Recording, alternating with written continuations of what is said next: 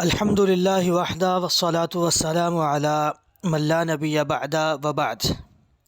القرآن تدبر و عمل کا صفحہ نمبر 1، پیج نمبر 1۔ آج ہم القرآن تدبر و عمل کا پہلا سبق پڑھیں گے۔ سورہ فاتحہ پر مشتمل ہے پہلا سبق۔ اگر آپ اپنی عبارت کی تصحیح کے لیے اور اعراب لگانے کے لیے صرف اس کے ٹیکسٹ کو سننا چاہیں تو ٹیلی گرام پہ ان کا القرآن تدبر و عمل کے نام سے چینل موجود ہے، وہاں سے آپ اس کا صرف ٹیکسٹ سن سکتے ہیں اور اس کا اعراب لگا سکتے ہیں۔ آپ ٹیلی گرام میں القرآن تدبر و عمل لکھ کے سرچ کریں تو آپ کو وہ چینل مل جائے گا۔ ویسے میں اس ویڈیو کی ڈسکرپشن میں بھی اس کا لنک دے دوں گا۔ اگر آپ صرف ٹیکسٹ سننا چاہیں تو وہاں سے سن لیں۔ یہاں ہمارا طریقہ کار یہ ہوگا کہ میں اس کی عبارت پڑھ کے اس کا ترجمہ کروں گا اور اس کے بعد جو سوالات ہیں ان کا پہلے عربی میں جواب دوں گا اور پھر اس کا ترجمہ کروں گا۔ ترجمے میں طریقہ کار یہ ہوگا کہ پہلے میں لفظی ترجمہ کروں گا اور اس کے بعد ایک دفعہ پورے پیرے کا، پورے ایک وقفہ کا بامحاورہ ترجمہ کروں گا۔ اسی طرح سوال کا جواب دیتے ہوئے سب سے پہلے عربی سوال پڑھوں گا، پھر اس کا قدر لفظی ترجمہ اور آخری مرتبہ اس کا بامحاورہ ترجمہ کروں گا۔ تو پہلا صفحہ شروع کرتے ہیں۔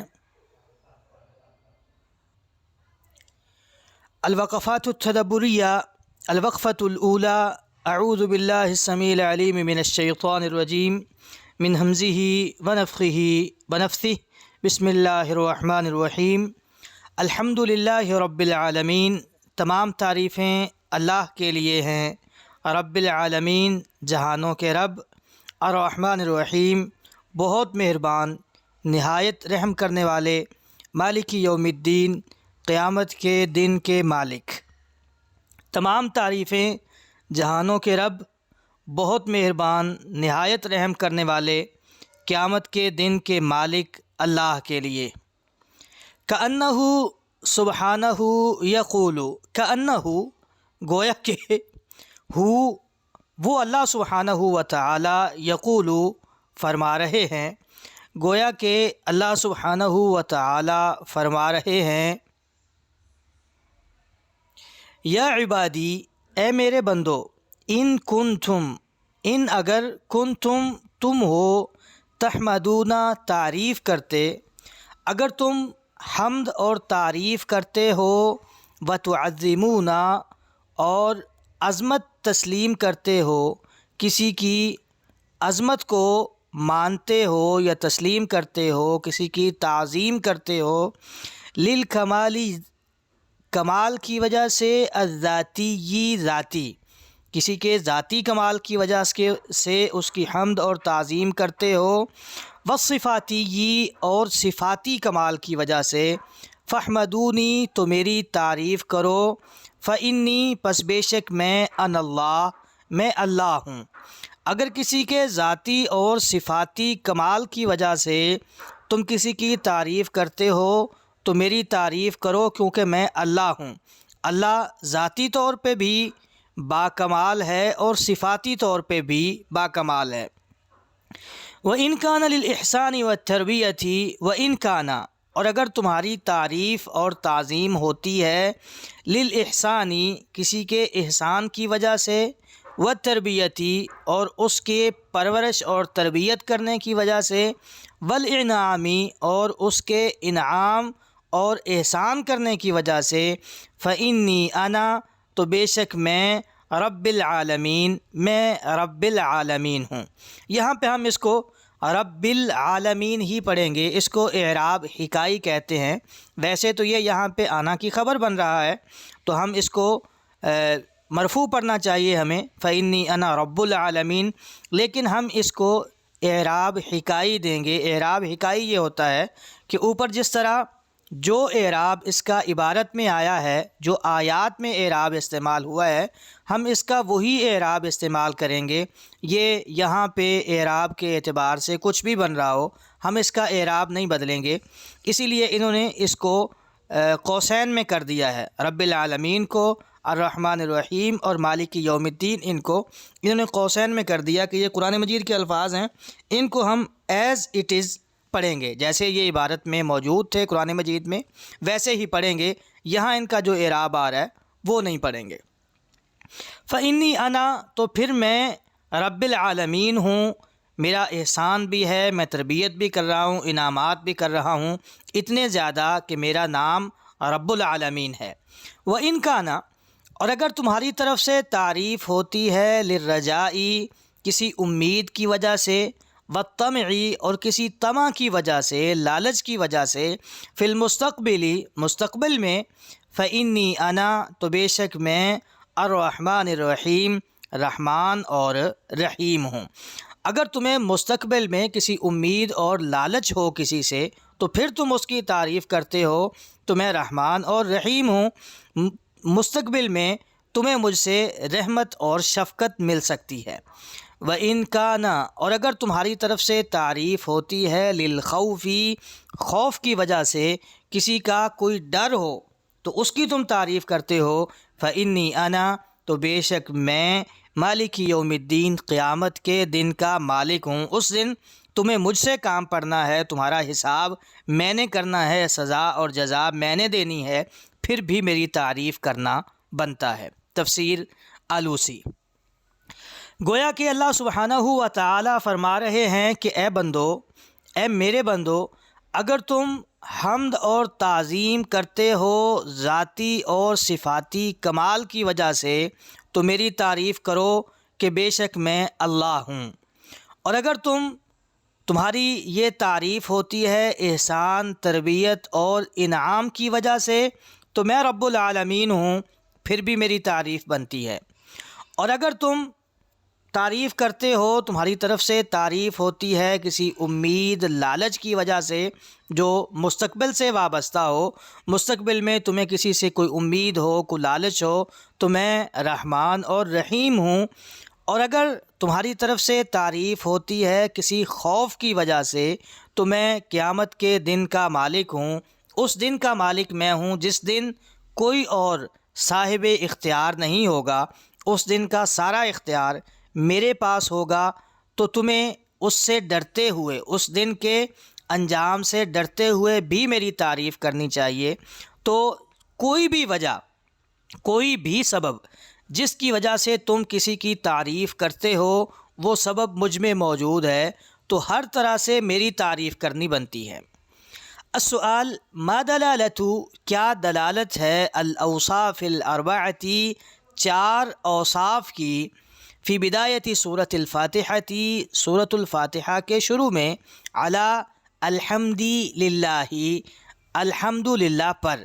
اس کو اگر اعراب حکائی پڑھ لیں تو الحمد للہ کہہ لیں، ویسے یہ علی کا حرف جر ہے تو الحمد مجرور ہے، علی الحمد للہ بھی پڑھا جا سکتا ہے۔ سورہ فاتحہ کے شروع میں جو چار اوصاف ذکر ہوئے ہیں، ان کی الحمد للہ پر دلالت کیا ہے؟ جو شروع میں چار اوصاف اللہ نے ذکر کیے ہیں، ان کا الحمد للہ سے کیا تعلق ہے؟ اللہ رب العزت نے صرف یہ کیوں نہیں کہہ دیا کہ بس الحمدللہ، تعریفیں اللہ کے لیے ہیں، ساتھ اللہ نے رب العالمین، الرحمن الرحیم، مالک یوم الدین، یہ چار اوصاف ذکر کیے ہیں، یہ الحمدللہ پہ دلالت کیسے کرتے ہیں؟ ان کی دلالت کیسے بنتی ہے ان الحمدللہ پہ؟ تدل الاوصاف الاربعۃ فی بدایۃ سورۃ الفاتحۃ علی ان اللہ یستحق الحمد علی کل وجہ لأنہ لا یحمد احد الا بإحدى هذه الأوصاف، والله سبحانه متصف بجميع هذه الأوصاف۔ تدل، دلالت کرتے ہیں، الاوصاف الاربعۃ، چار اوصاف، فی بدایتی سورۃ الفاتحہ، سورۃ الفاتحہ کے شروع میں، علی اس بات پہ، سورہ فاتحہ کے شروع میں جو چار اوصاف ہیں وہ دلالت کرتے ہیں علی اس بات پہ کہ ان اللہ، کہ اللہ سبحانہ و تعالی، یستحق، مستحق ہیں، الحمد، حمد کے، علی کل وجہ، ہر صورت میں، اللہ رب العزت ہر صورت میں حمد کے مستحق ہیں، لأنہ، کیونکہ جو اللہ سبحانہ و تعالی، کیونکہ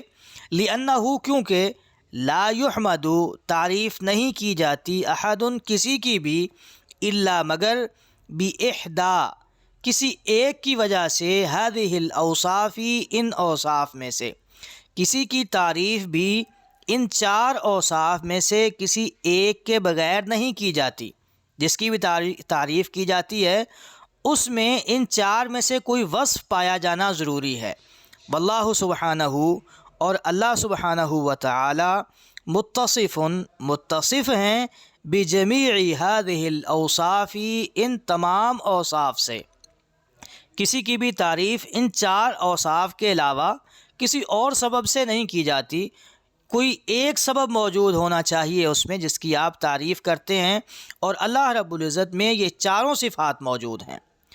سورہ فاتحہ کے شروع میں یہ چار اوصاف اس بات پہ دلالت کرتے ہیں کہ اللہ رب العزت ہر حال میں، ہر صورت میں تعریف کے مستحق ہیں، کیونکہ کسی کی بھی تعریف ان چار اوصاف کے علاوہ نہیں کی جاتی، جس کی بھی تعریف کی جاتی ہے اس کی تعریف ان چار اوصاف میں سے کسی ایک کی وجہ سے ہوتی ہے، اور جو اللہ سبحانہ و تعالی ہیں اس میں تو یہ چاروں اوصاف موجود ہیں، تو اللہ سبحانہ و تعالی جو ہیں وہ حمد اور تعریف کے مستحق ہیں۔ آپ جس اعتبار سے بھی سوچ لیں، جس اعتبار سے بھی آپ کسی کی تعریف کرتے ہیں، اللہ رب العزت میں وہ اعتبار موجود ہے، جس صفت کی وجہ سے آپ تعریف کرتے ہیں وہ صفت بدرجہ اتم اللہ رب العزت کی ذات میں موجود ہے۔ تو یہ جو شروع میں صفات آئی ہیں یہ دراصل یہ تقاضا کرتی ہیں کہ آپ کو ہر حال میں اللہ کی تعریف کرنی چاہیے، ہر صورت اللہ کی تعریف بنتی ہے۔ آپ کوئی بھی سبب، کسی بھی وصف کی وجہ سے، کسی سبب کی وجہ سے کسی کی تعریف بنتے ہیں، تعریف آپ کرتے ہیں، تو وہ وصف اللہ کی ذات میں بدرجہ اتم موجود ہے، تو اللہ رب العزت کی تعریف ہر حال میں، ہر صورت میں کرنی واجب ہے۔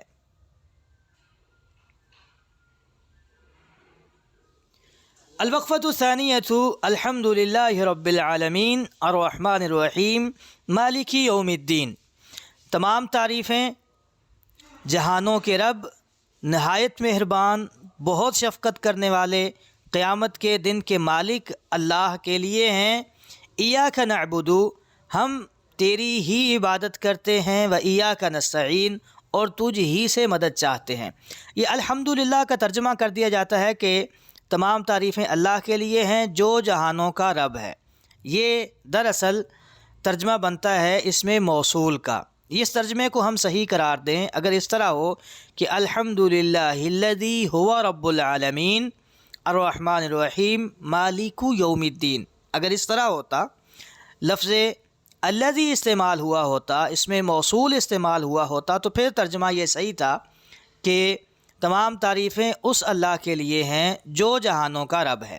یہاں پہ اس میں موصول نہیں ہے، یہاں پہ صفات ہیں، تو صفات کا ترجمہ ہم اردو میں اس طرح کرتے ہیں کہ عربی میں موصوف پہلے استعمال ہوتا ہے اور اردو میں صفات پہلے آتی ہیں۔ ہم کسی کے بارے میں کہتے ہیں کہ ایک بہادر آدمی آیا، تو بہادر اس کی صفت ہے، اس کو پہلے ذکر کرتے ہیں۔ تو یہاں پہ اللہ رب العزت کی چار صفات استعمال ہوئی ہیں، چار صفات ہم پہلے بول کے اس کے بعد کہیں گے اللہ کے لیے۔ تو تمام تعریفیں جہانوں کے رب، نہایت مہربان، بہت رحم کرنے والے، قیامت کے دن کے مالک اللہ کے لیے ہیں۔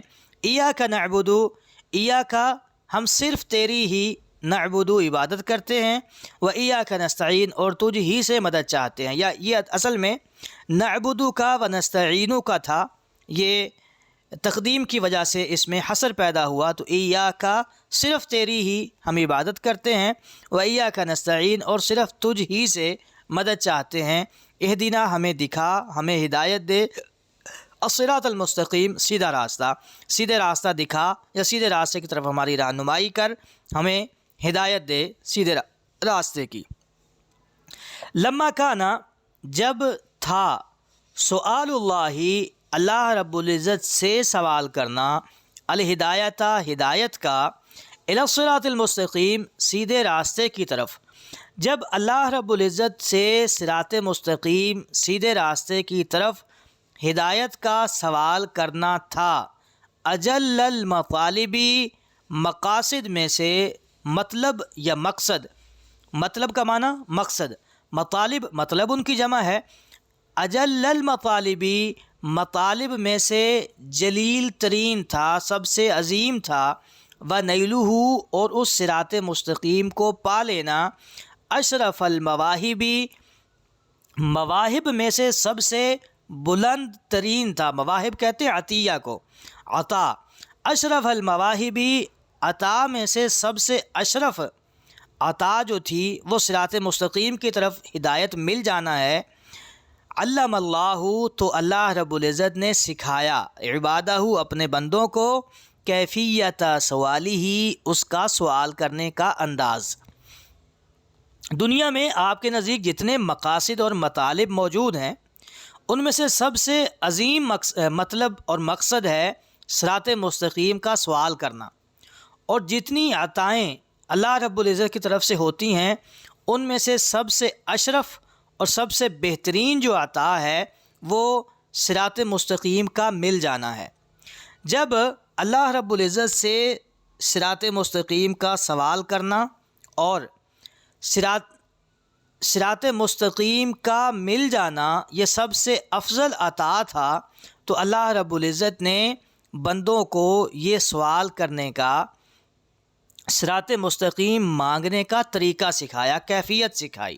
وَأَمَرَهُمْ اور اللہ نے اپنے بندوں کو حکم دیا، ان یقدموا کہ وہ مقدم کریں، پیش کریں، بین یدیہ اس سے پہلے، اس سوال سے پہلے وہ پیش کریں، حمدہ اللہ کی حمد، وثناء علیہ اور اس کی تعریف، وتمجیدہ اور اس کی بزرگی، ثم ذکر پھر اللہ رب العزت نے ذکر کیا، عبودیتہم ان کی عبودیت کو کہ وہ اللہ کے بندے ہیں، وہ توحیدہم اور ان کی توحید کو، یعنی یہ کہ وہ توحید کا اقرار کرنے والے ہیں، فہاتانی تو یہ دونوں، بندے کی عبودیت، بندے کا یہ اقرار کرنا کہ میں تیرا بندہ ہوں، اور یہ اقرار کرنا کہ میں تیری توحید کو مانتا ہوں، تجھے اکیلا تسلیم کرتا ہوں، فہاتانی تو یہ دونوں وسیلتانی وسیلے ہیں، الی مطلوبہم اپنے مقصد تک پہنچنے کے، یہ دونوں وسیلے ہیں اپنے مقصد تک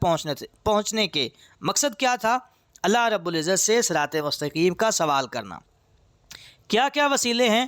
توسل الیہ اللہ رب العزت کی طرف وسیلہ اختیار کرنا، باسمائہ اس کے ناموں کے ساتھ، وصفاتہ اور اس کی صفات کے ساتھ، اللہ رب العزت کے سامنے اس کے اسماء اور اس کی صفات کو بطور وسیلہ پیش کرنا، وتوسل الیہ اور اس کی طرف توسل اور وسیلہ اختیار کرنا، بعبودیتہ اس کی عبودیت کے ساتھ، کہ میں اللہ کی عبودیت کو تسلیم کرتا ہوں، اس چیز کو وسیلہ بنا کے اللہ تک جانا، یہ دونوں وسیلے ہیں اپنے مقصد تک پہنچنے کے۔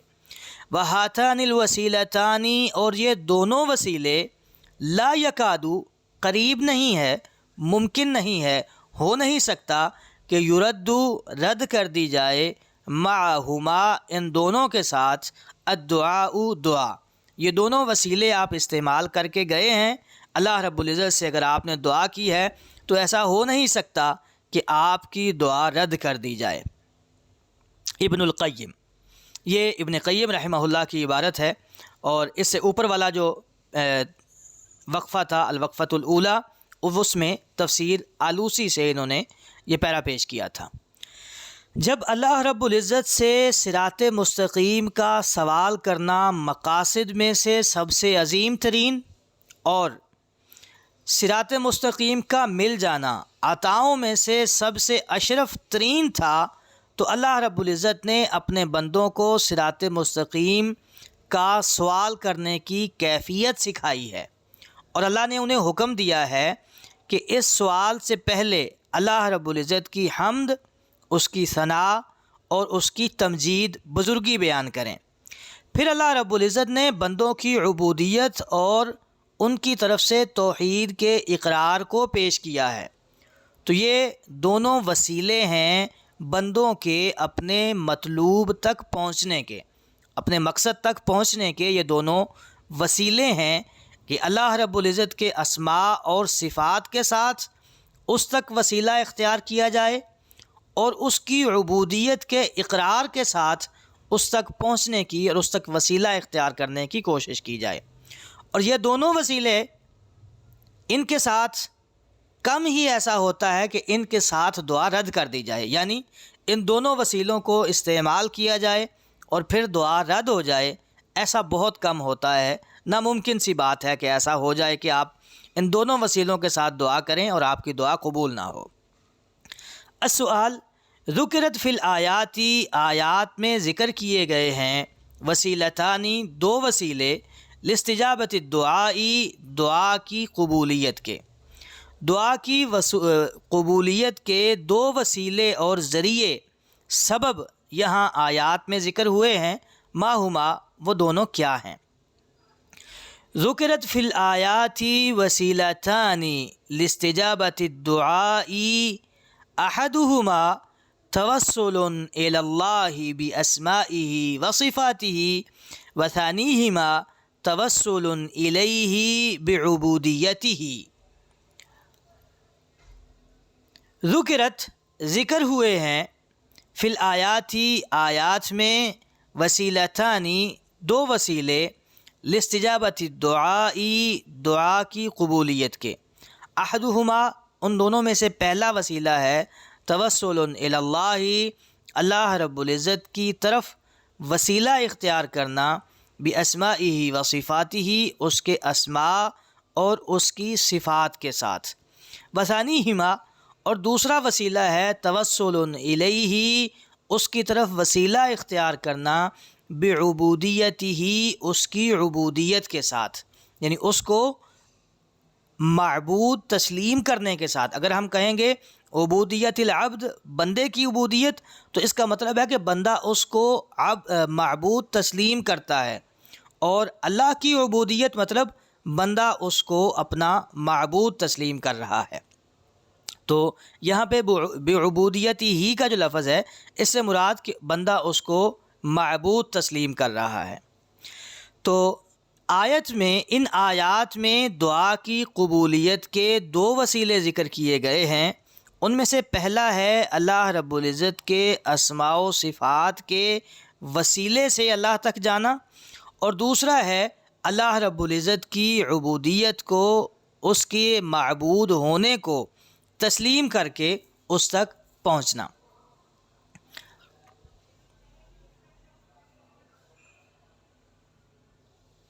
الوقفۃ الثالثۃ، ایاک نعبد و ایاک نستعین، ہم تیری ہی عبادت کرتے ہیں اور تجھ ہی سے مدد چاہتے ہیں۔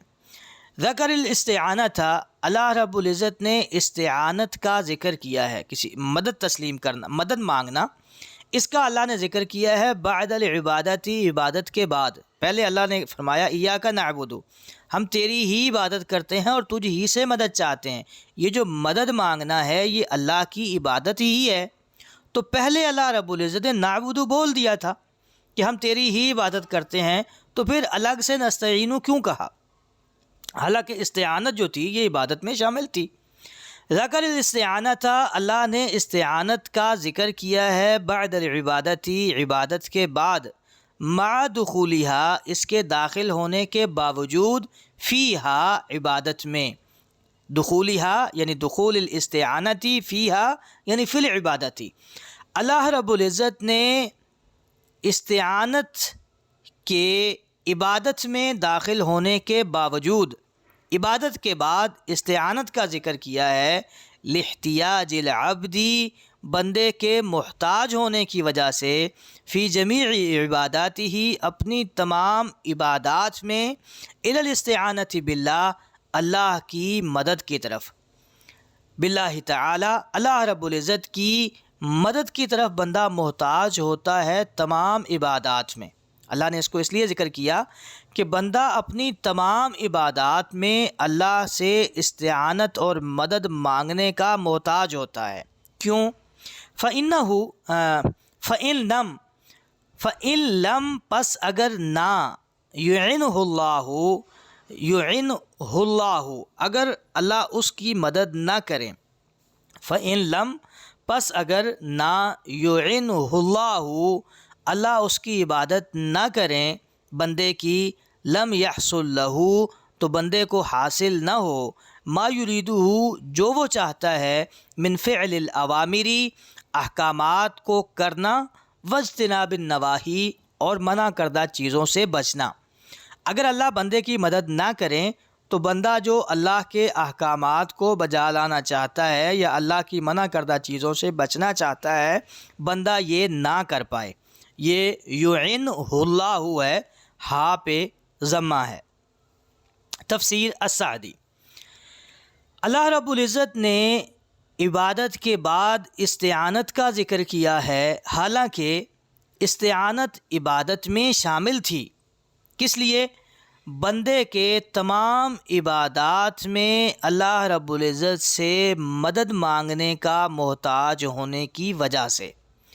پس بے شک اگر اللہ رب العزت بندے کی مدد نہ کریں تو بندہ جو اللہ کے احکامات ماننا چاہتا ہے، ان پہ عمل کرنا چاہتا ہے، یا اللہ کی منع کردہ چیزوں سے جو رکنا چاہتا ہے، یہ کام اسے حاصل نہ ہو پائے۔ یعنی اللہ کی مدد کے بغیر بندہ نہ اللہ کے احکامات کو مان سکتا ہے، نہ ان پہ عمل کر سکتا ہے، نہ اللہ کی منع کردہ چیزوں سے رک سکتا ہے۔ تو یہ اللہ کی مدد ایک ایسی چیز ہے جس کی بندے کو عبادت کے لیے بھی ضرورت پڑتی ہے، عبادت بھی اس کی مدد کے بغیر ممکن نہیں ہے۔ السؤال، الاستعانت، استعانت نوع، ایک قسم ہے، من انواع العبادتی، عبادت کی اقسام میں سے۔ عبادت کیا ہوتی ہے؟ ہر وہ چیز، وہ قول، فعل، عمل جس کو اللہ رب العزت پسند کرتے ہیں، وہ عبادت ہوتی ہے۔ تو جو استعانت ہے یہ بھی اللہ کی عبادت ہے۔ استعانت نوع من انواع العبادتی، عبادت کی اقسام میں سے ایک قسم ہے۔ فلماذا تو کیوں، افرادہا اس کو الگ سے ذکر کیا ہے، اللہ سبحانہ و تعالی نے، بالذکری ذکر کے ساتھ۔ اللہ نے اس کو ذکر کے ساتھ الگ کیوں کیا ہے؟ افرادہا کسی کو الگ کر دینا، بالذکری ذکر کے ساتھ، یعنی اس کا اللہ نے الگ سے ذکر کیوں کیا؟ بعد ذکر العبادتی، عبادت کا ذکر کرنے کے بعد، الشاملتی جو شامل تھی، للاستعانتی استعانت کو بھی، وغیرہ اور اس کے علاوہ بھی جتنی عبادات ہیں یہ ساری اس میں موجود تھیں۔ وہ لفظ ایسا تھا جس میں یہ ساری چیزیں آ جاتی تھیں، تو پھر اللہ رب العزت نے استعانت کو عبادت کے بعد الگ سے کیوں ذکر کیا؟ افرد اللہ الاستعانت بالذکر بعد ذکر العبادت الشاملۃ للاستعانت وغیرہ لاحتیاج العبد فی جمیع عباداته الى الاستعانت باللہ تعالی فإن لم يعنه اللہ لم يحصل له ما يريده من فعل الأوامر واجتناب النواہی۔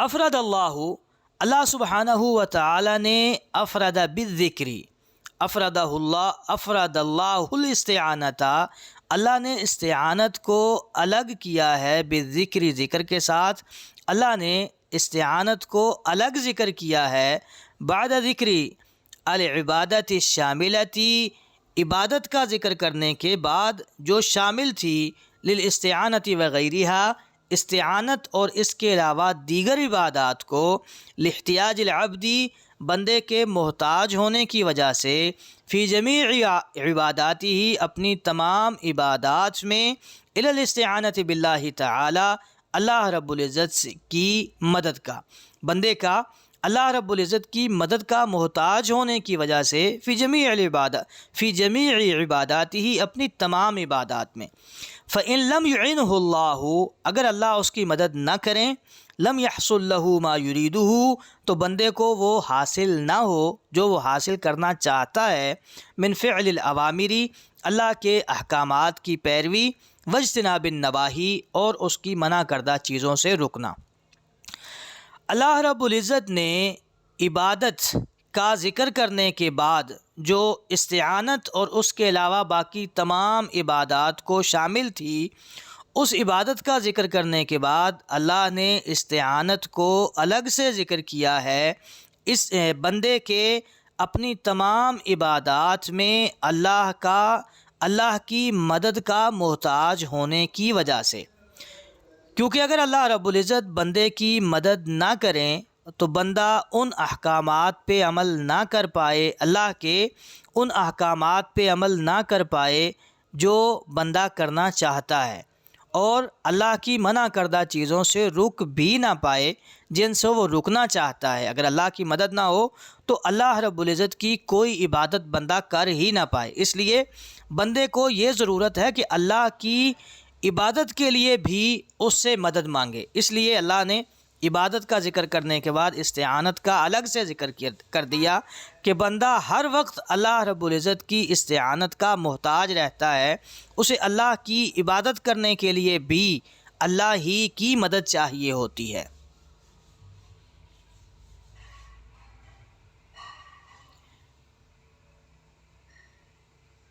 الوقفۃ الرابعۃ ایاک نعبد و ایاک نستعین ہم تیری ہی عبادت کرتے ہیں اور تجھ ہی سے مدد چاہتے ہیں۔ العبادت عبادت اعلیٰ مراتب الخضوع خشوع و خضوع کے مراتب میں سے سب سے بلند مرتبہ ہے۔ ولا یجوز اور جائز نہیں ہے شرعاً نہ شرعی طور پہ، ولا عقلاً نہ ہی عقلی طور پہ، فعلها اس عبادت کو کرنا الا للہ تعالی مگر صرف اللہ سبحانہ و تعالی کے لیے۔ عبادت جو ہے یہ خشوع و خضوع کے مراتب میں سے سب سے بلند درجہ ہے، اور نہ تو شرعی طور پہ نہ ہی عقلی طور پہ اس کو اللہ کے علاوہ کسی اور کے لیے کرنا جائز ہے، یعنی عقلی طور پہ بھی کسی کے لیے عبادت نہیں کی جا سکتی کسی کی، اور شرعی طور پہ بھی کسی کی عبادت کرنا جائز نہیں ہے۔ کیوں؟ لِأَنَّهُ الْمُسْتَحِقُّ کیونکہ جو اللہ سبحانہ و تعالی ہیں وہی مستحق ہیں۔ لِأَنَّهُ الْمُسْتَحِقُّ خبر پہ الف لام آ گیا، اس کا مطلب یہاں حصر پیدا ہو گیا، کیونکہ اللہ ہی مستحق ہے لِذَالِكَ اس کام کا یعنی عبادت کا۔ کس لیے؟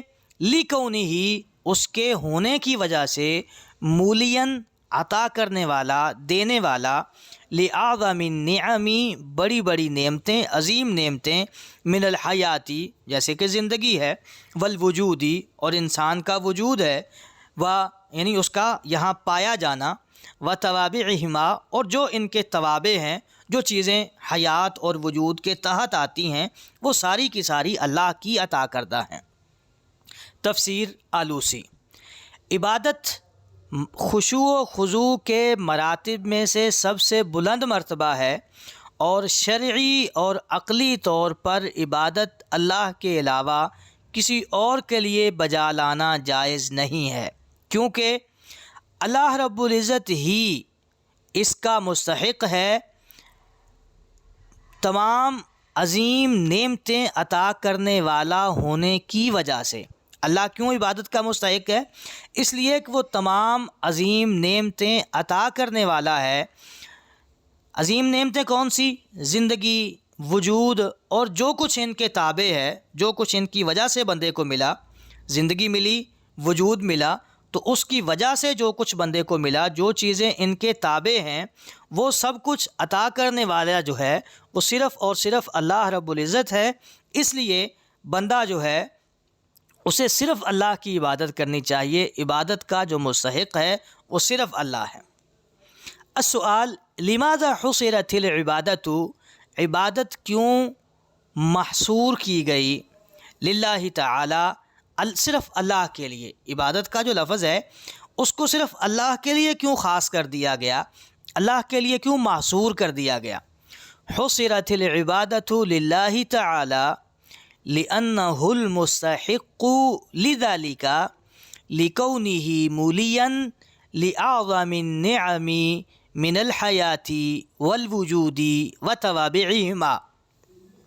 حصرت العبادت، عبادت محصور کر دی گئی ہے للہ تعالی، صرف اللہ سبحانہ و تعالی کے لیے، لأنہ المستحق، کیونکہ وہی مستحق ہے، لذالک اس کام کا، لکونہ اس کے ہونے کی وجہ سے، مولین عطا کرنے والا، لأعظم النعم من الحیات والوجود وتوابعہما، بڑی بڑی نعمتیں عطا کرنے والا، جیسے حیات ہے، وجود ہے، اور ان کے جو توابع ہیں، جو ان کے نیچے ان کے تحت چیزیں آتی ہیں جو ان کی وجہ سے ملتی ہیں، وہ ساری چیزیں عطا کرنے والا اللہ ہے۔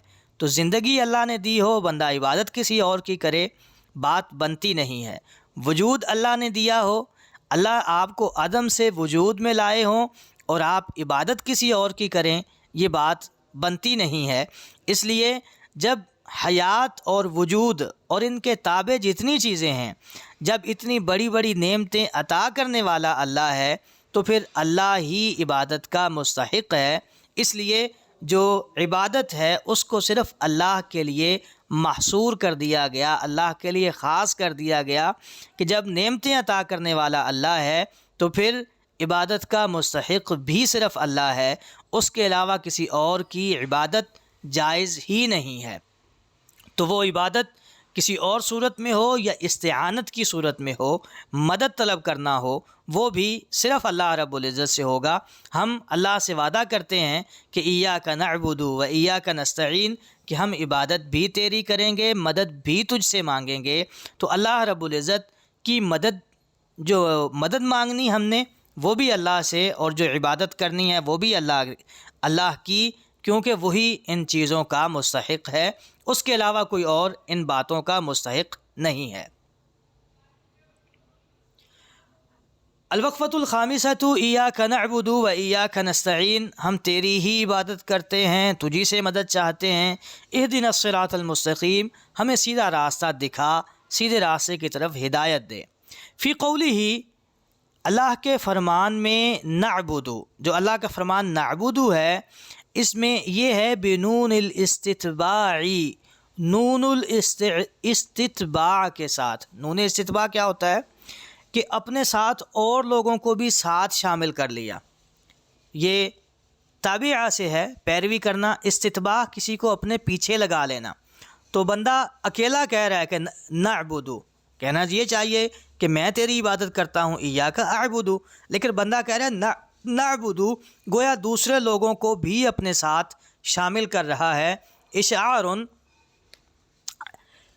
اس میں اشعار ہے، یہ بتایا جا رہا ہے، یہ خبر دی جا رہی ہے بأن الصلاۃ، کہ جو نماز ہے، بنیت، وہ مبنی ہے، وہ بنائی گئی ہے، علی الاجتماع، اجتماع پہ، نماز اکٹھے ہو کے پڑھنی بنتی ہے۔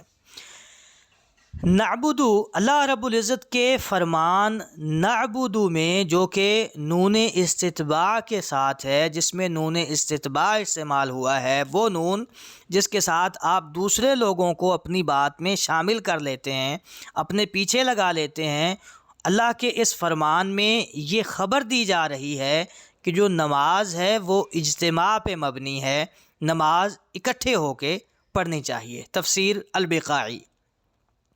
السؤال لماذا کانت، کیوں ہے، صیغۃ العبادتی، عبادت کا صیغہ، والاستعانتی، اور استعانت کا، والدعائی، اور دعا کا، فی سورۃ الفاتحتی، سورۃ الفاتحہ میں، بالجمعی، جمع کے ساتھ۔ عبادت، استعانت اور دعا کا جو یہاں جو صیغے استعمال ہوئے ہیں، یہ سورہ فاتحہ میں یہ جمع کے صیغے کیوں آئے ہیں؟ کانت صیغۃ العبادۃ والاستعانۃ والدعاء فی سورۃ الفاتحۃ بالجمع للاشعار بأن هذه العبادات بنيت على الاجتماع ويدل عليه نون الاستتباع۔ کانت ہے، یا کانت کا لفظی معنی ہے تھی، لیکن یہاں پہ اس کا معنی ہے بھی کیا جا سکتا ہے۔ کانت صیغۃ العبادتی، عبادت کا صیغہ ہے، والاستعانتی، اور استعانت کا، والدعائی، اور دعا کا، فی سورۃ الفاتحتی، سورۃ الفاتحہ میں، بالجمعی، جمع کے ساتھ، للاشعاری، یہ بتانے کے لیے، بأن هذه العبادات، کہ یہ جو عبادات ہیں، بنیت علی الاجتماع، یہ اجتماع پہ مبنی ہیں، وَيَدُلُّ عَلَيْهِ، اور اسی پہ دلالت کرتا ہے، نون الاستتباع، نون استتباع، وہ جو نون یہاں استعمال ہوا ہے وہ اسی بات پہ دلالت کرتا ہے کہ یہ عبادات اجتماعی طور پہ ہوتی ہیں۔ جو ہم نماز اجتماعی طور پہ پڑھتے ہیں اس میں استعانت بھی موجود ہے، دعا بھی موجود ہے، اللہ کی عبادت بھی موجود ہے، تو یہ سب کچھ اجتماعی طور پہ ہے۔ ایک اور سبب اس کا یہ ہو سکتا ہے کہ بندہ اپنے آپ کو اس قابل نہیں سمجھتا کہ اللہ کے حضور اکیلا کوئی اپنی درخواست پیش کرے، تو گویا وہ باقی لوگوں کو بھی ساتھ ملا کے درخواست کر رہا ہے کہ یا اللہ ہم سب یہ درخواست کرتے ہیں کہ ایاک نستعین، اور ہم سب ہی ایاک نعبد، تیری عبادت کرتے ہیں۔ گویا وہ باقی لوگوں کو بھی اپنے ساتھ ملا رہا ہے، انہیں استتباع ہی، لیکن فرق یہ ہے کہ وہ، یعنی دونوں چیزوں میں فرق یہ ہے کہ وہاں وہ اپنے آپ کو یہ سمجھ رہا ہے کہ میں اکیلا درخواست لے کے جاؤں تو ایسا نہ ہو کہ میری درخواست رد کر دی جائے۔ جیسے ہم کسی بڑے کے پاس ہم نے کوئی اپلیکیشن لے کے جانا ہو تو کوشش ہوتی ہے کہ اس اپلیکیشن پہ جتنے زیادہ لوگوں کے سگنیچر موجود ہوں گے اتنی اس اپلیکیشن کو ویلیو ملے گی۔ تو یہاں بھی ایاک نعبد کہہ کے بندہ اپنی اپلیکیشن پہ دوسروں سے سگنیچر کروا رہا ہے کہ میرے ساتھ اس عبادت میں آپ بھی شامل ہو جائے تاکہ میری عبادت کو بھی ویلیو مل جائے۔ عبادت اور استعانت اور دعا کے جو صیغے یہاں فاتحہ میں جمع کے لیے استعمال ہوئے ہیں، یہ اس لیے، یہ بتانے کے لیے کہ یہ عبادات اجتماع پہ مبنی ہیں اور اسی بات پہ نون استتباع دلالت کرتا ہے۔ الوقفۃ السادسۃ اہدنا الصراط المستقیم، اے اللہ ہمیں سیدھا راستہ دکھا۔ الحاجت، جو حاجت ہوتی ہے، الی الہدی، ہدایت کی، اعظم، یہ بڑی حاجت ہے، بڑی ضرورت ہے، الی النصر، مدد سے، والرزقی، اور رزق سے، جتنی انسان کو رزق اور نصرت، مدد کی ضرورت ہوتی ہے، الحاجت الی النصر والرزق، مدد اور رزق کی ضرورت سے زیادہ بڑی ضرورت ہے انسان کی ہدایت۔ جو ہدایت کی ضرورت ہے وہ انسان کے لیے مدد اور رزق کی ضرورت سے زیادہ بڑی ہے۔ بلکہ لا نسبت بینہما، ان کے درمیان تو کوئی نسبت ہی نہیں ہے، کوئی جوڑ ہی نہیں۔ لأنہ، کیونکہ اذا ہدی، جب بندے کو ہدایت مل جائے گی، کان من المتقین، تو وہ متقین میں سے ہو جائے گا۔ ومن یتق اللہ، اور جو کوئی متقین میں شامل ہو گیا، ومن یتق اللہ، اور جو اللہ سے ڈرتا ہے، متقی بن جاتا ہے، یجعل لہ مخرجا، اللہ اسے نکلنے کے راستے عطا کر دیتے ہیں، ویرزقہ، اور اللہ اسے رزق عطا کرتے ہیں، من حیث، وہاں سے کہ جہاں سے لا یحتسب، اس کا گمان بھی نہیں ہوتا۔ ہدایت کی ضرورت مدد اور رزق کی ضرورت سے زیادہ بڑی ہے، بلکہ ان دونوں کے درمیان تو کوئی نسبت ہی نہیں ہے، کیونکہ بندے کو جب ہدایت مل جائے تو وہ متقین میں شامل ہو جاتا ہے، اور جو متقی بن جائے، جو اللہ سے ڈر جائے، اللہ اس کے لیے راستے کھول دیتے ہیں، نکلنے کے راستے بنا دیتے ہیں مشکلات میں سے، تنگیوں میں سے، اور اللہ اسے پھر ایسی ایسی جگہ سے رزق دیتے ہیں جہاں سے اس کو گمان بھی نہیں ہوتا۔ تو اگر آپ متقین میں شامل ہو جائیں گے تو جو رزق اور نصرت ہے وہ تو خود بخود مل جائے گی۔ اس لیے جو ہدایت کا سوال کرنا ہے اس کی زیادہ ضرورت ہے بندے کو، رزق اور نصرت مانگنے کی نسبت. جو ہدایت کی ضرورت ہے وہ زیادہ بڑی ہے رزق اور نصرت کی بنسبت. السؤال لماذا کانت کیوں ہے الحاجت الی الہدی ہدایت کی ضرورت اعظم و زیادہ بڑی من الحاجت الی النصر والرزق مدد اور رزق کی ضرورت سے. مدد اور رزق کی ضرورت سے ہدایت کی ضرورت کیوں زیادہ بڑی ہے؟ کانت الحاجت الی الہدی اعظم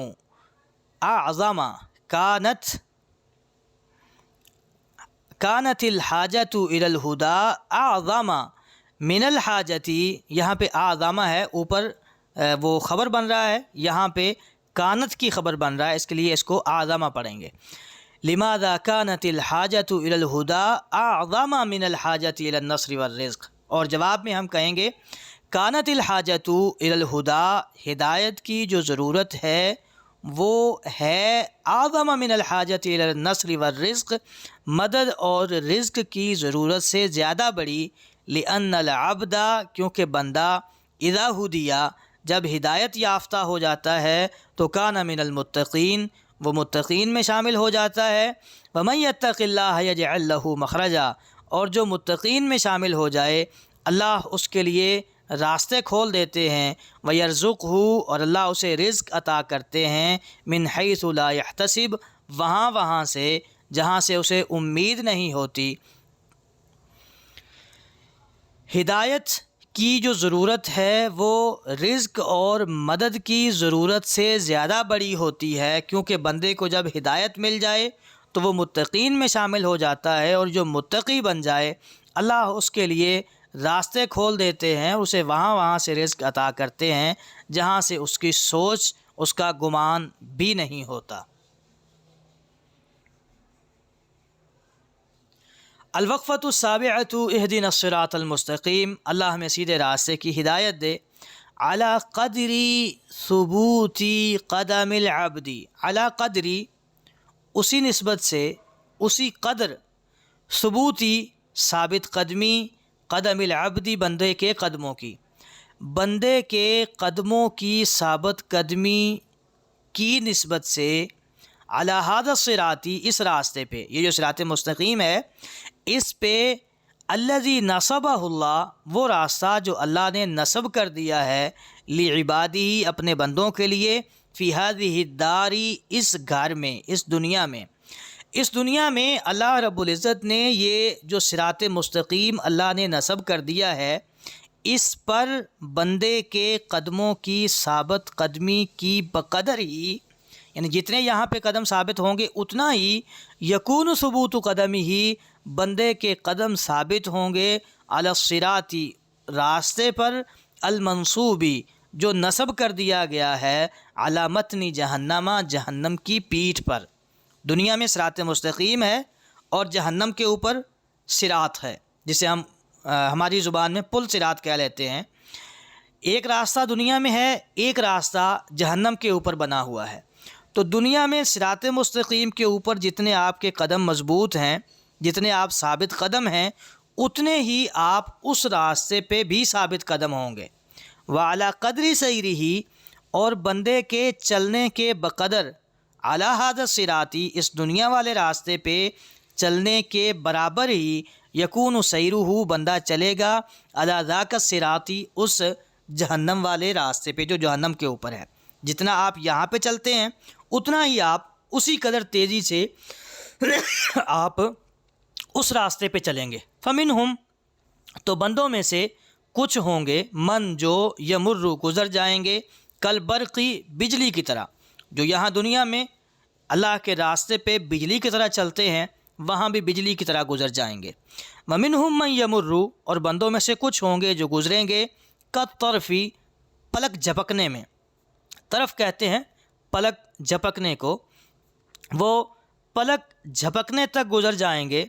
فَلْيَنْظُرِ الْعَبْدُ تو بندے کو دیکھنا چاہیے. آگے نقطے لگا دیے، یعنی کوئی بجلی کی طرح، کوئی پلک جھپکنے کی طرح، کوئی تیز گھوڑے کے برابر، کوئی اونٹ کے برابر، کوئی پیدل چلنے والے کے برابر، کوئی جس طرح انسان ٹھوکریں کھا کھا کے گرتا اور گزرتا ہے، کوئی اس طرح.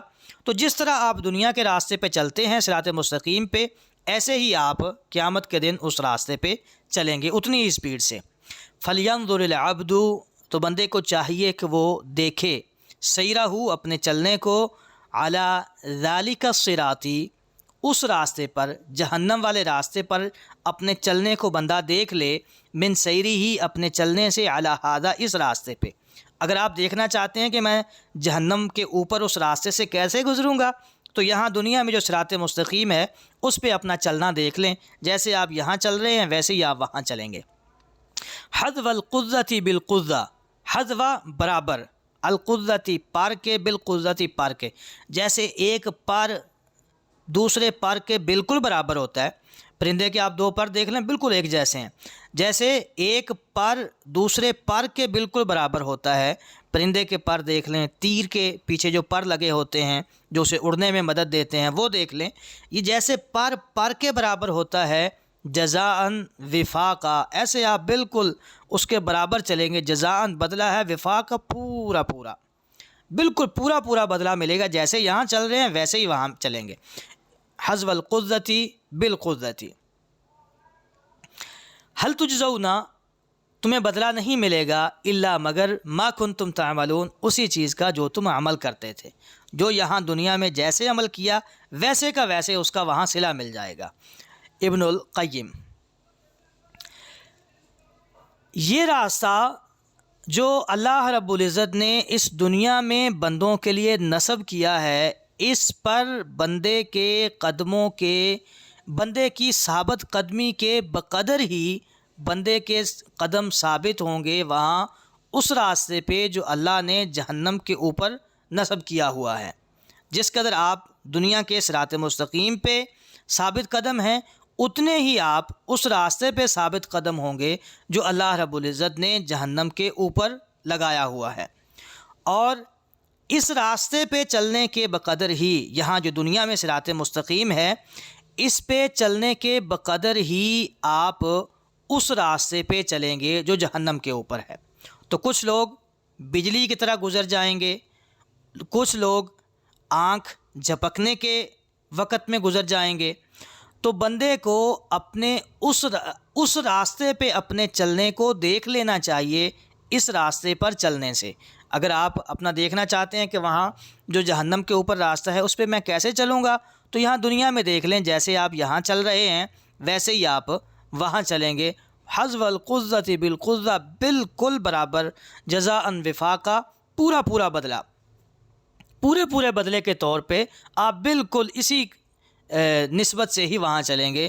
آپ کو بدلہ نہیں ملے گا مگر اپنے ہی اعمال کا، جو آپ کرتے ہیں وہی آپ کو وہاں صلہ ملے گا. السؤال ما العلاقۃ، کیا تعلق ہے، بین التزام العبدی، بندے کے التزام اور پابندی کرنے کا، الصراط المستقیم، صراط مستقیم کی، فی الدنیا، دنیا میں، وسیرہ اور اس کے چلنے میں کیا تعلق ہے، علی الصراط فی الآخرہ، آخرت میں اس راستے پر، اس صراط پر، اس پل پر. ہم جو پل صراط کہتے ہیں یہ ہمارا اپنا ہی انداز ہے، یعنی یہ چیز عربی میں اس طرح استعمال نہیں ہوتی. عربی میں صرف صراط ہے، صراط راستے کو کہتے ہیں. دنیا میں بندے کے صراط مستقیم کی پابندی کرنے اور آخرت میں اس راستے پر گزرنا یا جو چلنا ہے انسان کا، ان دونوں کے درمیان تعلق کیا ہے. العلاقۃ بین التزام العبد الصراط المستقیم فی الدنیا وسیرہ علی الصراط فی الآخرۃ انہ یکون ثبوت قدم الانسان علی الصراط فی الآخرۃ علی قدر ثبوت قدمہ علی الصراط المستقیم الذی نصبہ اللہ لعبادہ فی الدنیا وعلی قدر سیرہ علی هذا الصراط یکون سیرہ علی ذاک الصراط. العلاقۃ تعلق، بین التزام العبدی بندے کے پابندی کرنے میں الصراط المستقیم صراط مستقیم کی، صراط مستقیم فی دنیا میں صراط مستقیم کی پابندی کرنے، اور وسیرہ علی الصراط فی الآخرہ، اور آخرت میں اس راستے پہ چلنے میں تعلق یہ ہے انہ یکون کہ ہوگا ثبوت قدم الانسانی، انسان کے قدموں کا ثبوت، یعنی انسان ثابت قدم ہوگا علی الصراط فی الآخرتی، آخرت کے اس صراط پر، اس راستے پر، علی قدر ثبوت قدمہ، اپنے قدموں کی ثابت قدمی کے بقدر، علی الصراط المستقیم صراط مستقیم پہ، الذی نصب اللہ، جس کو اللہ نے نصب کیا ہے، لعبادہ اپنے بندوں کے لیے، فی دنیا میں، وعلی قدر سیرہ، اور اس کے چلنے کے بقدر ہی، علی ھذا الصراط اس راستے پہ،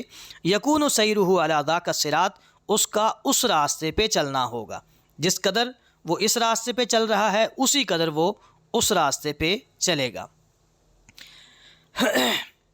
صراط مستقیم، دنیا میں صراط مستقیم کی پابندی، بندے کی طرف سے صراط مستقیم کی پابندی کرنے اور بندے کے آخرت کے اس راستے پہ چلنے میں تعلق یہ ہے کہ آخرت کے اس راستے پہ بندے کے قدم اتنے ہی ثابت ہوں گے جتنے دنیا میں جو صراط مستقیم اللہ نے بندوں کے لیے مقرر کیا ہے، جتنے بندے کے قدم اس راستے پہ ثابت تھے اتنا ہی بندہ اس راستے پہ ثابت قدم ہوگا، یعنی جس قدر بندہ دنیا میں صراط مستقیم پہ ثابت قدم ہے اتنا ہی بندہ آخرت کے اس راستے پہ ثابت قدم ہوگا، وعلی قدر سیرہ علی ھذا، اور اس راستے پہ چلنے کے بقدر ہی یکون سیرہ علی ذاک الصراط اس راستے پہ وہ چلے گا۔ جس انداز سے بندہ دنیا والے راستے پہ چل رہا ہے اسی انداز سے بندہ آخرت والے اس راستے پہ چلے گا۔ جس طرح آپ دنیا میں آپ نے جتنی ویلیو اللہ کے راستے کو دی ہے اسی قدر، اسی انداز میں، جس انداز میں آپ یہاں چل رہے ہیں اسی انداز میں آپ وہاں چلیں گے، اسی انداز میں ہی آپ کو وہ راستہ گزارنا پڑے گا، اور ویسے کا ویسے ہی آپ چلیں گے جیسے آپ دنیا کے اس راستے پہ چلتے ہیں۔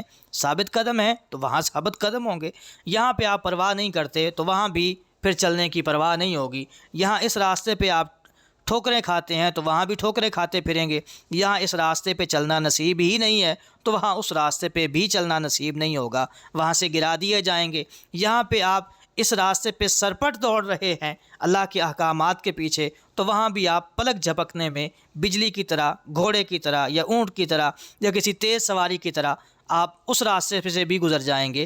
جس انداز میں آپ یہاں پہ چل رہے ہیں اسی انداز میں انشاءاللہ آپ قیامت کے دن اس جہنم کے اوپر جو راستہ ہے اس کے اوپر سے بھی گزر جائیں گے۔ معانی الکلمات، بسم اللہ ای ابتدئ، یعنی میں شروع کرتا ہوں، قراءتی اپنی قراءت، مستعیناً مدد طلب کرتے ہوئے، بسم اللہ اللہ کے نام کے ساتھ، یعنی میں اللہ رب العزت کے نام کے ساتھ مدد طلب کرتے ہوئے اپنی قراءت کو شروع کرتا ہوں۔ اگر آپ قراءت کرنے لگے ہیں تو ابتدئ قراءتی، یا اگر آپ کوئی اور کام کرنے لگے ہیں تو وہ آپ کا عمل ہو جائے گا، ابتدئ طعامی یا ابتدئ الاکل، یا جو کچھ بھی آپ کام کرنے لگے ہیں وہ یہاں پہ آپ محذوف مان لیں گے۔ یوم الدین یعنی یوم الجزائی والحسابی، جزا کا دن اور حساب کا دن، وہ اللہ جو حساب اور جزا کے دن کا مالک ہے۔ غیر المغضوبی، المغضوب الیہود، غیر المغضوب ان لوگوں کے علاوہ جن پہ غضب ہوئے والے لوگ کون ہیں؟ وہ لوگ جن پہ اللہ کا غضب ہوا، الیہودی یہود، ومن شابہہم، یہود مغضوب علیہم کیوں ہیں؟ اس لیے کہ ان لوگوں کے پاس علم موجود تھا لیکن علم ہونے کے باوجود انہوں نے اللہ رب العزت کے فرامین کو پس پس ڈالا اور ان پہ عمل نہیں کیا، تو ومن شابہہم، اور جو کوئی ان کے مشابہ ہے، فی ترک العملی، عمل چھوڑ دینے میں، بالعلم، علم پر، یہاں غیر المغضوب سے مراد یہودی اور علم پر عمل کرنے کو چھوڑ دینے میں جو کوئی یہودیوں کا مشابہ ہے، یہودیوں جیسا ہے، وہ بھی غیر المغضوب میں شامل ہے۔ یعنی اللہ مجھے ان لوگوں کے راستے پہ نہ چلائے جنہوں نے علم ہونے کے باوجود اس پہ عمل نہیں کیا، وہ یہودی ہوں یا ان کی یہی خصلت رکھنے والے کوئی اور لوگ ہوں۔ الضالین النصارہ، ضالین سے مراد عیسائی، ومن شابہہم، اور جو کوئی ان کے مشابہ ہو، فی العمل بغیر علم، بغیر علم کے عمل کرنے میں۔ یہودیوں کی صفت یہ تھی کہ ان کے پاس علم موجود تھا لیکن اس علم کے مطابق انہوں نے عمل نہیں کیا، اور عیسائیوں کے پاس علم موجود نہیں تھا، جہالت تھی، اپنا جو دین تھا اس کو چھوڑ دیا، اس کا علم ہی حاصل نہیں کیا لیکن عمل کرتے رہے۔ عمل کیسے تھا؟ نبی کی رہنمائی کے بغیر علم کے ان کا عمل تھا۔ تو مجھے نہ تو ایسا عمل چاہیے جس کے پیچھے علم نہ ہو، اور نہ ایسا علم چاہیے جس پہ عمل نہ ہو۔ اللہ رب العزت مجھے ان دونوں سی چیزوں سے ہی بچائے۔ اللہ ہمیں ان دونوں چیزوں سے بچائے کہ ہم ایسا عمل کریں جس کے پیچھے دینی شرعی رہنمائی موجود نہ ہو، رسول اللہ صلی اللہ علیہ وسلم کی سٹیمپ موجود نہ ہو۔ ایسا عمل بھی نہیں چاہیے اور ایسا علم بھی نہیں چاہیے کہ جو ہمارے پاس علم تو موجود ہو لیکن ہم عمل اس کے خلاف کریں۔ العمل بالآیات، العمل الاول ادعو اللہ، اللہ رب العزت سے دعا کیجئے، وابدأ الدعاء، اور دعا کو شروع کیجئے، بالحمد، اللہ کی تعریف کے ساتھ، والثناء علیہ، اور اس کی حمد اور ثناء کے ساتھ، اللہ کی حمد اور والثناء علیہ، اس کی تعریف کے ساتھ، سبحانہ، اللہ سبحانہ و تعالی کی حمد اور ثناء کے ساتھ دعا کو شروع کیجئے، کما ابتدئت، جیسے شروع کی گئی ہے، سورۃ الفاتحہ، سورۃ الفاتحہ، جیسے سورۃ الفاتحہ شروع کی گئی ہے اللہ کی حمد و ثناء کے ساتھ، ایسے ہی آپ دعا کو اللہ کی حمد و ثناء کے ساتھ شروع کریں۔ ثم اسألہ، پھر اللہ رب العزت سے مانگیے، اللہ سے سوال کیجئے، ما تریدو، جو آپ چاہتے ہیں، کما ختمت السورۃ، جیسے یہ سورت ختم کی گئی ہے، جیسے اس سورت کی ابتدا میں اللہ کی حمد و ثناء موجود ہے، ویسے ہی آپ بھی دعا کرتے ہوئے شروع میں اللہ کی حمد و ثناء کریں اور آخر میں اللہ سے ویسے دعائیں کریں جیسے اس سورت کے آخر میں دعائیں موجود ہیں۔ دعا کرتے ہوئے شروع میں الحمدللہ رب العالمین، اور یہ ساری اللہ کی حمد و ثناء موجود ہے، الحمدللہ رب العالمین الرحمن الرحیم مالک یوم الدین، یہاں تک اللہ کی حمد و ثناء موجود ہے۔ اس کے بعد اپنے عبد ہونے کا اقرار موجود ہے کہ ایاک نعبد و ایاک نستعین، اور پھر آخر میں اہدنا الصراط المستقیم سے آخر تک ساری دعائیں ہیں۔ تو آپ بھی اگر اللہ رب العزت سے دعا کرنا چاہتے ہیں تو شروع میں اللہ کی حمد و ثناء بیان کیجئے اسی صورت کے انداز میں، اور پھر آخر میں اللہ رب العزت سے دعائیں کیجئے۔ العمل الثانی سورۃ الفاتحہ، سورۃ الفاتحہ اعظم سورۃ، عظیم ترین صورت ہے، فی القرآن، قرآن مجید میں۔ سورۃ الفاتحہ قرآن مجید میں عظیم ترین صورت ہے، وَأَكْثَرُ سورۃ، اور سب سے زیادہ وہ صورت ہے، تقرؤھا، جو آپ پڑھتے ہیں۔ سورۃ الفاتحہ قرآن مجید کی ایک تو عظیم ترین صورت ہے، ساری صورتوں میں سے یہ صورت عظیم ہے، اور پھر پورے قرآن مجید میں سے سب سے زیادہ آپ جس صورت کو پڑھتے ہیں، جس کی تلاوت کرتے ہیں، وہ یہی صورت ہیں۔ اقرا، آپ پڑھیے، تفسیرہا، اس کی تفسیر، من احد التفاسیر، کسی تفسیر میں، وَأَكْثِرْ، اور زیادہ کیجئے، من تدبر آیاتہا، اس کی آیات پہ غور و فکر۔ یہ ایسی صورت ہے جو آپ سب سے زیادہ پڑھتے ہیں اور یہ سب سے زیادہ عظیم صورت ہے، تو اس کی تفسیر آپ تفسیر کی کسی کتاب میں پڑھیے، اور اس کی جو آیات ہیں ان پہ غور و فکر بھی کیجئے کہ قرآن مجید اللہ رب العزت نے آپ کو غور و فکر کر کے عمل کرنے کے لیے دیا ہے، تو اس کی آیات پہ غور و فکر کرنے کے لیے آپ تفاسیر کی کوئی سے بھی تفسیر کی کتاب اٹھا لیں اور اس میں آپ اس کو پڑھیں۔ بسم اللہ الرحمن الرحیم، الحمدللہ رب العالمین، الآیات الی آخر السورۃ، اس کی آخر سورت تک جتنی آیات ہیں ان ساری آیات کی تفسیر جو ہے وہ آپ پڑھیں۔ العمل الثالث حدد، آپ تحدید کیجئے، مجموعتاً کوئی مجموعہ من اہل الخیری اہل خیر کا ایک مجموعہ یا ایک جماعت، کچھ لوگ آپ انہیں محدد کر لیجئے، تعیین کر لیجئے، والصلاح اہل الخیر والصلاح، خیر اور صلاح والے لوگ جن میں بھلائی پائی جاتی ہے، اچھائی پائی جاتی ہے، ان کو آپ تعیین کر لیجئے، ان کی مینشن کر لیجئے، وَأَكْثِرْ اور زیادہ کیجئے من مصاحبتہم، ان کی مصاحبت کو۔ مصاحبت ہوتا ہے کسی کے پاس اٹھنا بیٹھنا۔ آپ کچھ ایسے علماء، اللہ والے، نیک لوگ، اہل خیر و صلاح جو ہیں، ان کی آپ تعیین کر لیجئے کہ یہ لوگ میرے علاقے میں، میرے پاس، میری گلی میں، محلے میں، میرے گاؤں میں، شہر میں یہ نیک لوگ، اللہ والے موجود ہیں، ان لوگوں میں خیر موجود ہے، صلاح موجود ہے، ان کے ساتھ اپنا جو اٹھنا بیٹھنا ہے اس کو بڑھائیے۔ وَمُجَالَسَتِهِمْ اور ان کے ساتھ بیٹھنا، مصاحبت ان کے ساتھ رہنا، ومجالست ان کے ساتھ بیٹھنا، مصاحبت ان کے ساتھ رہنا اور مجالست ان کے ساتھ بیٹھنا، یعنی اپنا اٹھنا بیٹھنا، اپنی مجلس جو ہے وہ ان کے ساتھ آپ بڑھائیں۔ صراط الذین انعمت علیہم، آپ ان لوگوں کے راستے پہ چلنا چاہتے ہیں جن پہ انعام ہوا ہے، تو پھر ان لوگوں کو ڈھونڈیے جن پہ انعام ہوا ہے اور ان کے ساتھ رہیے، ان کے ساتھ آپ کا اٹھنا بیٹھنا ہونا چاہیے تاکہ ان والی عادات آپ میں بھی آ جائیں۔ التوجیحات، التوجیح الاول، هذه السورۃ، یہ صورت مقسمۃ تقسیم کر دی گئی ہے، بین اللہ کے درمیان، و عبدہ اور اللہ کے بندے کے درمیان۔ یہ صورت اللہ اور اس کے بندے کے درمیان تقسیم کر دی گئی ہے۔ فَإِيَّاكَ تو فَإِيَّاكَ نَعْبُدُ تو جو ایاک نعبد ہے، ما قبلہا جو کچھ اس سے پہلے ہے اس کے ساتھ مل کے، یہ للہ، یہ اللہ کے لیے ہے۔ ایاک نعبد ہم تیری عبادت کرتے ہیں، یہ حصہ بھی اللہ کے لیے، اور اس سے پہلے جو تعریفیں تھیں وہ بھی ساری اللہ کے لیے۔ وَإِيَّاكَ نَسْتَعِينُ اور جو ایاک نستعین ہے، ما بعدہا ان ساری آیات کے ساتھ مل کے جو اس کے بعد ہیں، للعبد یہ بندے کے لیے ہے۔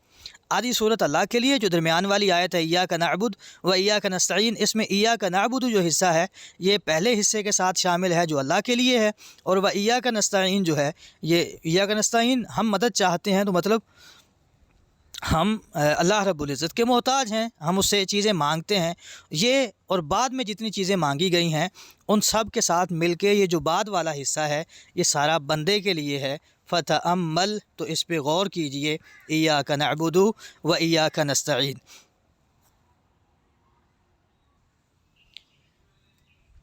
یہ صورت اللہ رب العزت اور بندے کے درمیان تقسیم کیسے ہے، یہ صحیح بخاری میں، صحیح مسلم میں یہ احادیث موجود ہیں کہ رسول اللہ صلی اللہ علیہ وسلم فرماتے ہیں کہ اللہ رب العزت نے فرمایا ہے کہ قسمت الصلاۃ بینی و بین عبدی، میں نے نماز کو اپنے اور بندے کے درمیان تقسیم کر دیا ہے، فنصفها لی و نصفها لعبدی، یہ آدھی میرے بندے کے لیے ہے اور آدھی میرے لیے ہے۔ کچھ احادیث میں اس کی تفصیل بھی موجود ہے کہ یہ آدھی آدھی کیسے ہے۔ صحیح مسلم کی ایک روایت میں ہی اس کی تفصیل موجود ہے کہ اللہ رب العزت فرماتے ہیں کہ میں نے اس دعا کو، اس صورت کو اپنے اور اپنے بندے کے درمیان تقسیم کر دیا۔ تقسیم کیسے کیا؟ جب بندہ کہتا ہے الحمدللہ رب العالمین تو اللہ رب العزت فرماتے ہیں حمدنی عبدی، میرے بندے نے میری تعریف کی ہے۔ جب بندہ کہتا ہے الرحمن الرحیم تو اللہ رب العزت فرماتے ہیں اثنا علی عبدی، میرے بندے نے میری ثنا بیان کی ہے۔ جب بندہ کہتا ہے مالک یوم الدین تو اللہ فرماتے ہیں مجدنی عبدی، میرے بندے نے میری بزرگیاں بیان کی ہیں۔ اور جب بندہ کہتا ہے ایاک نعبد و ایاک نستعین تو اللہ رب العزت فرماتے ہیں کہ ھذا بینی و بین عبدی ولعبدی ما سأل، یہ میرے اور میرے بندے کے درمیان کی چیز ہے، یہ بات ہمارے درمیان کی ہے، میرے بندے کے لیے وہ ہے جو اس نے مانگ لیا۔ یعنی ایاک نعبد میرے لیے کہہ دیا اور ایاک نستعین بندے نے اپنے لیے کہہ دیا، تو یہ میرے اور میرے بندے کے درمیان ہے۔ اس کے بعد والی چیزیں اہدنا الصراط المستقیم صراط الذین انعمت علیہم غیر المغضوب علیہم ولا الضالین، یہ جب بندہ پڑھتا ہے تو اللہ تعالیٰ فرماتے ہیں ہؤلاء لعبدی ولعبدی ما سأل، یہ ساری باتیں میرے بندے کے لیے ہیں اور میرے بندے کو وہ سب کچھ مل جائے گا جو میرے بندے نے مانگا ہے۔ تو یہ جو دعا ہے، جو صورت ہے، پوری کی پوری دعا ہے، اللہ رب العزت نے اس کو اپنے اور بندے کے درمیان تقسیم کر دیا ہے۔ تو جب آپ جو کچھ کہتے ہیں اللہ رب العزت اس کے جواب میں آپ کو اس کا جواب دیتے ہیں۔ اللہ کہتے ہیں کہ یہاں میرے بندے نے میری تعریف کی، یہاں میری ثنا کی، یہاں میری بزرگی بیان کی۔ تو ہمیں بھی یہ چاہیے کہ ہم جب سورہ فاتحہ پڑھیں، ہم نماز کے اندر جب فاتحہ پڑھ رہے ہوں تو ہم بھی غور کریں کہ جب میں الحمدللہ رب العالمین کہتا ہوں تو اللہ رب العزت میری اس بات کا جواب دیتے ہوئے کہتے ہیں کہ حمیدنی عبدی، میرے بندے نے میری حمد کی ہے، میری ثنا کی ہے۔ تو ہم بھی اسی طرح لطف لے کے اس کو پڑھیں، ایسے سپیڈ کے ساتھ ایک ہی سانس میں ساری پڑھ جانا اس طرح نہیں، آپ بھی انجوائے کر کے پڑھیں جیسے آپ اللہ سے کہہ رہے ہیں، اور اللہ رب العزت آپ کو ہر بات کے جواب میں، ہر بات کا اللہ آپ کو جواب دے رہے ہیں، اس انداز میں اس کو پڑھیں۔ التوجیہ الثانی، لن تعبد اللہ، آپ ہرگز اللہ کی عبادت نہیں کر سکتے، حق العبادتی، جیسے عبادت کا حق ہے، آپ کما حقہ، اللہ کی عبادت کبھی بھی نہیں کر سکتے، حتیٰ یعینک اللہ، جب تک اللہ رب العزت آپ کی مدد نہ کریں، علی ذالک، اس کام پر، جب تک اللہ رب العزت کی مدد آپ کے شامل حال نہ ہو تب تک آپ اللہ رب العزت کی کما حقہ عبادت نہیں کر سکتے۔ ایاک نعبد و ایاک نستعین۔ التوجیہ الثالث، الحذر من اتباع منہج الیہودی، الحذر، یہاں حذر موجود ہے، ڈرایا جا رہا ہے، من اتباع منہج الیہودی، یہودیوں کے منہج کی پیروی کرنے سے۔ یہودیوں کا منہج کیا ہے؟ تقدیم الہوا علی الشرعی، تقدیم الہوا، اپنی خواہشات کو مقدم کر دینا، علی الشرعی، شریعت پر۔ المغضوب علیہم، یہ مغضوب علیہم کہہ کے یہودیوں کے منہج کی پیروی کرنے سے ڈرایا گیا ہے، تنبیہ کی گئی ہے۔ یہودیوں کا منہج کیا ہے؟ شریعت پر اپنی خواہشات کو مقدم کر دینا۔ ومن منہج النصارى، اور عیسائیوں کے، نصارہ کے منہج کی پیروی سے بھی ڈرایا گیا ہے، تنبیہ کی گئی ہے کہ اس کے پیچھے نہیں لگنا۔ وہ کیا ہے؟ العبادۃ بالبدعۃ والجہل، بدعت اور جہالت کے ساتھ عبادت کرنا۔ العبادۃ، عبادت کرنا، بالبدعۃ، بدعات کے ساتھ، والجہل، اور جہالت کے ساتھ، اپنی طرف سے عبادات بنا کے، وہ عبادتیں جو اللہ رب العزت نے نہیں بتائیں، جن پہ رسول اللہ صلی اللہ علیہ وسلم کی سٹیمپ موجود نہیں ہے، جہاں رسول اللہ صلی اللہ علیہ وسلم کی طرف سے رہنمائی موجود نہیں ہے، جہاں پہ آپ کا حکم موجود نہیں، آپ کا طریقہ موجود نہیں، اس عبادت کو اپنا لینا، اس چیز کو ثواب سمجھ لینا اور اس پہ عمل شروع کر دینا، یہ عیسائیوں کا کام ہے، اور علم ہونے کے باوجود اس چیز پہ عمل نہ کرنا یہ یہودیوں کا کام ہے۔